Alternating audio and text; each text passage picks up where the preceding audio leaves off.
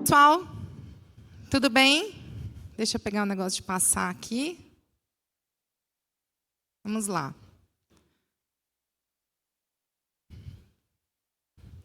Eu vou falar um pouquinho de mim aqui, vou tentar trazer o contexto para vocês da melhor forma possível, tá? A gente só tem 15 minutinhos, mas eu gosto de tentar trazer o conceito para depois explicar realmente o que é o Planning Poker, tá bom? Então, falando um pouquinho sobre mim aí, eu sou a Marcela. Eu tenho mais ou menos, eu sou um avatar praticamente, tenho quase 1,80 m aí. Tenho pele branca, cabelos curtos, loiros. Estou vestindo uma blusa roxa do logo do Serasa, uma calça preta, um tênis branco. Sou natural de Ribeirão Preto. Trabalho com TI há mais ou menos 17 anos e em torno dos últimos 8 anos trabalho com projetos e na área de agilidade. Aí aqui eu trouxe aqui só algumas empresas que eu trabalhei e tem algumas certificações aqui que eu sou uma apaixonada por estudar, tá? Então trouxe algumas aqui para vocês. Falando um pouquinho da nossa agenda, do que eu vou explanar para vocês hoje. Então vou falar um pouquinho aqui do que é o mundo Serasa, do que é o contexto Serasa, qual foi a motivação do meu case, né? Por que eu trouxe esse case, por que eu pensei em aplicar esse case e essa dinâmica. O que é, enfim, o Delegation Poker, como jogar isso com os times ou squads, quais foram os resultados que tivemos e os depoimentos reais da squad, tá bom? Então, trazendo um pouquinho do mundo Serasa aí, para quem ainda não conhece, a Serasa é a maior birô do Brasil. Somos mais de 4.200 colaboradores só quesito Brasil. Pensando no quesito mundo, mais de 20 mil colaboradores. Atuamos em mais de 40 países. Temos uma receita em torno de 4,7 bilhões e temos mais de 100 mil clientes diversificados, tá bom? Só para vocês entenderem a dimensão do que é o Serasa hoje. E aí, motivação do case, que lindo, né? Eu gostaria muito de falar o nome. Eu sou agilista sênior hoje na área de dados e machine learning, é uma área bem técnica dentro do Serasa. E sim, a gente roda agilidade dentro da área técnica, funciona super bem. E eu gostaria muito de trazer o nome da squad, mas eles não quiseram. Então, eles já sabem que eles estão sendo homenageados, né? E aí, eu gosto muito dessa frase. No trabalho em equipe, para a gente conseguir ter resultados excelentes, entregar com excelência, só tem uma forma disso acontecer, né? Que é todo mundo fazer junto, pensar junto e entregar junto. O meu case ele foi planejado mais ou menos em 2 etapas. Então, a gente sempre que pensa case fala, nossa, vou levar métrica, né? Eu vou apresentar métrica, vou mostrar número, vou mostrar que está tendo efetividade. Só que antes da gente mostrar número, a gente precisa entender quais são as nossas dores, os nossos problemas, arrumar a casa, arrumar a nossa base, os nossos processos, coisas simples do dia a dia. Para aí sim, num segundo momento, trazermos esses números, mostrando o real impacto que a gente tem ali nas métricas, tá? Não que a gente não trabalhe com métricas hoje, a gente trabalha. Mas a primeira parte do case aqui, só para exemplificar, essa squad, ela sabia o que precisava ser feito, o pessoal conhecia ali um pouquinho de agilidade, sabia o que era o Scrum, o que era o Kanban, mas eles não sabiam por onde ir, não sabiam como fazer aquilo, como melhorar as entregas, como melhorar as dores do dia a dia, né? Precisavam olhar por outra ótica. E aí, eu, como agilista, me senti responsável por, acompanhando essa squad há alguns meses, eu falei, bom, como que a gente pode resolver os problemas e dores que a gente tem hoje em dia de uma forma mais lúdica, uma forma mais leve, né? Em vez de a gente ficar ali naquele one-on-one, naquelas conversas. E aí é o momento que eu trago para vocês o que é o Delegation Poker, tá? É uma prática que facilita descobrir, a partir do momento que o gestor delega, e até onde o time tem autonomia, protagonismo para tomar decisões e realizar as suas ações. Esse é só um resumo. Se a gente for trazer um pouquinho da história, gostaria de entrar um pouquinho mais, mas até pelo tempo aqui eu vou tentar resumir para vocês. O Delegation Poker ele é uma prática que vem lá do Management 3.0, criado pelo holandês Jürgen Apelo. Por volta de 2010, ele lançou o livro dele, né, de Management 3.0. E o Management 3.0, para quem não conhece, não é mais um framework, tá?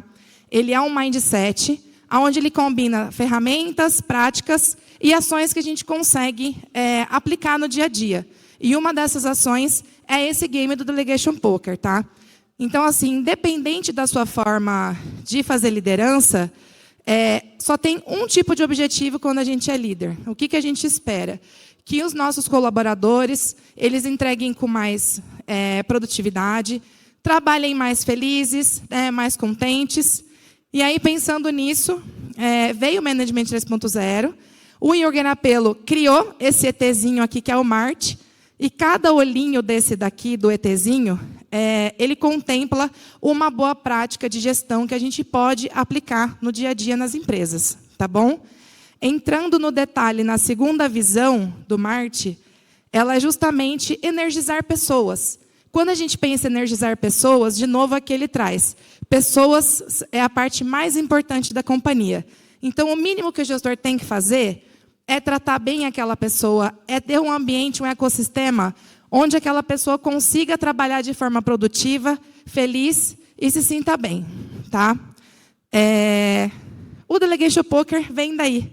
Ele nasce dessa segunda visão de energizar pessoas. É um game que a gente consegue fazer isso na prática, e ele tem como objetivo trabalhar a delegação, o protagonismo e a confiança dos times. Ele é uma ferramenta, então essa ferramenta ela tem um alto valor de entrega para quando a gente roda isso, e ela pode ser rodada não só na área de TI. A gente pode fazer isso no RH, pode fazer isso no jurídico, pode fazer com times, pode fazer com squads, só que quanto menos pessoas a gente fizer, melhor, para que a gente tenha um pouco mais de efetividade no game. Então, chega da gente ficar se questionando, né? Foi contratado só para fazer isso? Foi contratado só para fazer aquilo?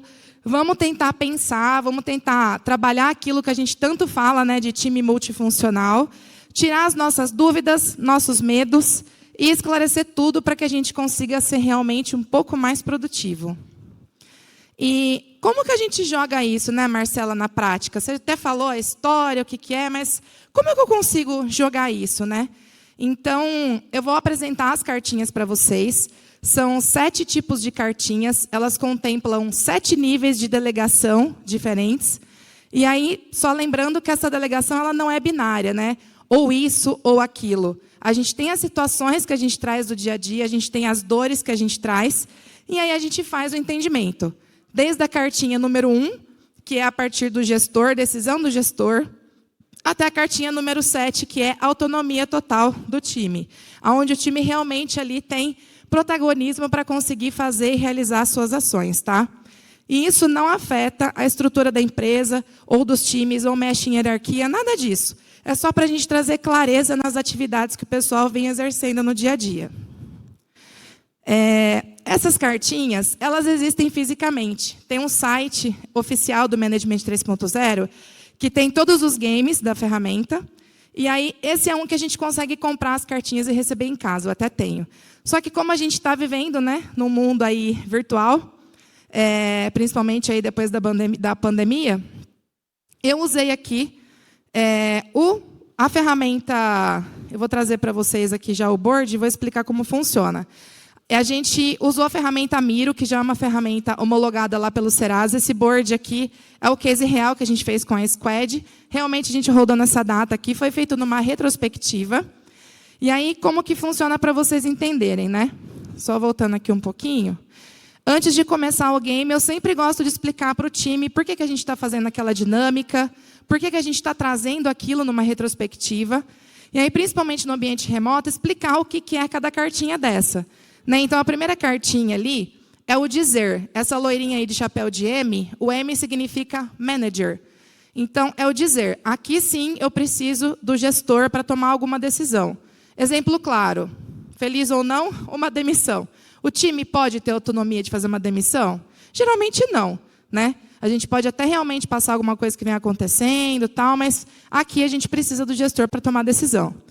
Segunda cartinha, vender. Né? Então, aquele moreninho que aparece ali atrás, aquele menininho, representa a figura do time. Então, aqui vocês percebem que o time começa a ter um pouquinho de protagonismo junto com o gestor. Então, aqui é vender a ideia. Aqui, o time começa a vender a ideia para o gestor, do que eles precisam fazer. Terceira cartinha, consultar.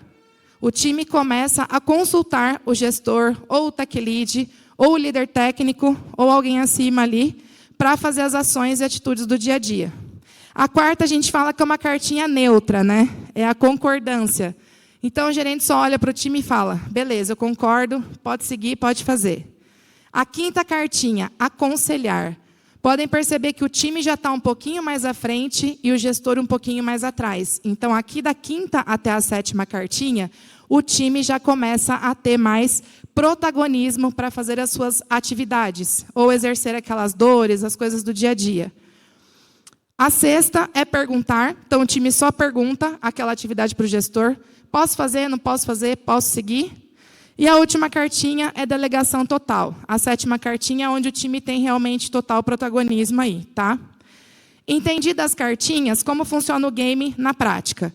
Aqui a gente só fez esse board de exemplo lá no Miro. Como funciona, né? Eu vou mostrar alguma das dores para vocês aqui, para vocês, talvez, né, não aconteça só na França, né, aconteça aqui no Brasil ou em alguma outra empresa. Talvez as dores sejam parecidas. Mas aqui, só para exemplificar, eu tenho a grade em cima que contempla os 7 níveis de delegação. E do lado esquerdo aqui são as dores, né? A gente fez um entendimento ali com o tech lead, com o gestor da área, trouxe previamente essas dores e também pediu para que o time passasse algumas dores para a gente entender junto. Então, a gente pega a primeira dor, ou a primeira issue, ou a primeira atividade, entende com o time, faz um cenário as is. Pessoal, essa situação, vocês entendem que está como o poder de delegação. Vocês conseguem fazer sozinhos, a gente precisa de apoio, precisa perguntar. Então, a gente encaixa ali em cada nível. Primeiro, o cenário do as is. Conversamos, depois a gente roda um cenário do to be. Né? Então, será que esse cenário que a gente fez agora é realmente assim? Será que não dá para melhorar? Vamos fazer um to be para entender melhor?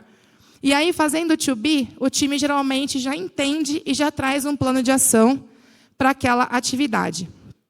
E aí, quais foram os resultados, né, na prática aqui? Então, uma das dores que a gente trouxe aí, que pode ser a dor do outro, né? Uma delas, autonomia para pegar as tasks, iniciando a planning. Fazemos refinamento, fazemos a planning, as histórias estão estimadas, escritas, está tudo certo. Só que aí terminou a planning, né? Todo mundo, eba, acabou, começo de sprint. E aí, o que acontecia? A hora que eu comecei a olhar o board, eu vi assim, uma pessoa com 5 tasks, a outra com 7 tasks, uma com uma task, outra com nenhuma. Eu falei, uai, tem alguma coisa estranha nisso aqui, né? Por que 2 pessoas estão puxando um monte de atividade e as outras 2 quase nada? Aí aqui uma pessoa do time falou, nossa, sabe o que é? Às vezes aquela atividade lá, eu não consigo fazer. Eu precisaria de ajuda, ou eu não tenho conhecimento daquilo para fazer, então eu espero alguém puxar primeiro. Né? Como que a gente vai resolver isso? Quando que eu ia descobrir uma situação dessa com eles, se não fosse rodando uma dinâmica? Acho um pouco difícil, num one-on-one, alguma coisa assim, né? Aí, pegando um pouco desse contexto, quando a gente rodou o cenário do to be, eles trouxeram, poxa, por que a gente não faz um alinhamento pós-planning? Então, beleza, fizemos a planning, vamos pegar ali uns 5 minutinhos depois e discutir? Ó, essa atividade aqui, eu não sei, mas eu posso fazer com você. Vamos fazer um XP ali para a gente entregar junto? Ou, ó, eu quero começar a entender daquele outro sistema ou daquela outra ferramenta. Posso ter o desafio de tentar puxar? Então, isso tem funcionado hoje muito bem na prática, tá? Hoje, eles fazem isso até em tempo de planning. Nem precisa mais fazer o pós-planning. Eles já fazem isso automaticamente. Segunda dor que eles trouxeram aqui, né? Iniciativas de temas de refinamento. Essa squad... dentro da área de dados do Serasa, ela trata todos os tipos de plataforma que a gente trabalha hoje na empresa. E faz os atendimentos a outras BUs também. Então, vocês imaginam a quantidade de coisa que tem para eles fazerem, a complexidade disso, né? Dependências, interdependências. Quando a gente ia fazer refinamento, era muito tema. A gente não sabia se estava priorizado ou não. 2 horas de refinamento, 2 horas e meia de refinamento. Poxa, galera, como é que a gente resolve isso? É muito tempo de refinamento, né? Já sei. O que a gente pode fazer para melhorar? Interdependência, melhorar o tempo, aplicar uma técnica lá Pomodoro para fazer gestão de tempo. Mas o time trouxe, ó, eu tenho uma ideia. Por que de terça e quarta para a gente aqui, que é mais tranquilo, depois da dele a gente não entende os tópicos que a gente pode trazer para o refinamento, que é toda quinta-feira? Né? Então, vamos antecipar? Ou a gente tem um grupo lá no Teams, vamos mandar os temas no Teams para que a gente consiga já saber o que a gente vai falar, se eu vou precisar de pessoas de outra squad para participar, se eu vou ter interdependência ou não, eu já consigo tratar. Porque, assim, no primeiro momento, no refinamento, a gente perdia, às vezes, nossa, não vi isso, precisava daquela pessoa, a pessoa agora não pode falar, né? Então, essa foi uma segunda dor. E aí, aqui tem outras. Meu tempo acabou, mas eu vou continuar rapidinho aqui com vocês. Outro exemplo prático, né? Puxar a daily. Eu preciso esperar o Tech Lead para começar a daily? Preciso esperar o Scrum Master para começar a daily? Não. O time consegue puxar sozinho. Então, para cada ação que a gente fez um plano de ação e teve resultado, tá? E aí aqui, a gente, né, sempre depois da retro, a gente colhe alguns depoimentos aí do pessoal da squad. E aí eu falei, bom, deixa eu pegar um feedback para ver se realmente está sendo efetivo, né? Se só eu achei que funcionou a dinâmica, mas realmente funcionou, né? Então, aqui são declarações deles. Então, o time melhorou o entrosamento, galerinha lidando com novas e velhas ferramentas, o cenário as easy to be ajudou a clarear muitas atividades. Então, assim, pessoal, finalizando, eu queria deixar só um entendimento para vocês aqui. Essa ferramenta, ela funciona, ela pode ser aplicada em qualquer área, e são ações simples que vocês conseguem colher depois os resultados no dia a dia. Desculpa pelo tempo corrido e muito obrigada. Espero ter conseguido colaborar um pouquinho aí com vocês. Show! Parabéns! Muito obrigado.